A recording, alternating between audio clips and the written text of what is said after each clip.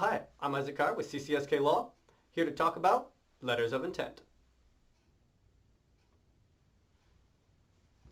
There are different types of LOIs. They are not all the same. Specifically, there are two major types, non-binding and binding. A non-binding letter of intent says we are going to act together in good faith to try to enter into a relationship. I guess it's a little more akin to dating. You are bound to act in good faith, but it doesn't take much to get you out of the relationship. Then there's binding letters of intent. This is like getting engaged. A little bit more serious, and it is enforceable against you if there's particular representations or things that you've said that are going to bind you. And if it turns out that those were untrue, you could be in some serious court.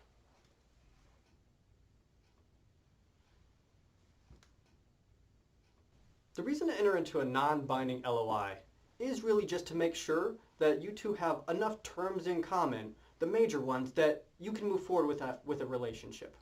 So might as well make sure you're right for each other in a more broad sense before moving forward with your transaction so you don't waste everyone's time.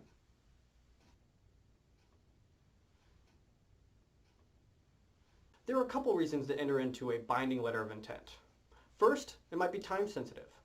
Let's say that there's a real estate deal on the table or a business deal on the table, and you want to at least get the terms down and you can hash out the details later. It's not always the best approach to deal with it, but business is fluid. Sometimes you got to do this to at least move forward. Another reason might be that you don't want to waste your own time. If someone has told me that they can accomplish something in particular, and I don't want to waste my time moving forward unless they can actually accomplish this, I'm going to bind them to that representation. I'm going to make sure, I'm going to hold them to making sure that they can actually do what they say they can do. And if they don't, well, then we can step into court and figure it out from there. Sometimes you might have both a binding letter of intent and a memorandum of understanding.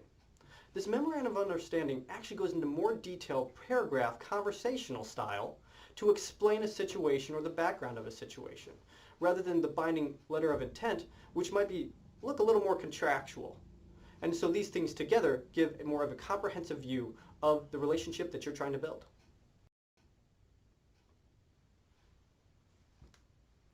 If you think a letter of intent might be right for you, or you have a deal on the table that you want to discuss, I'm Isaac with CCSK Law.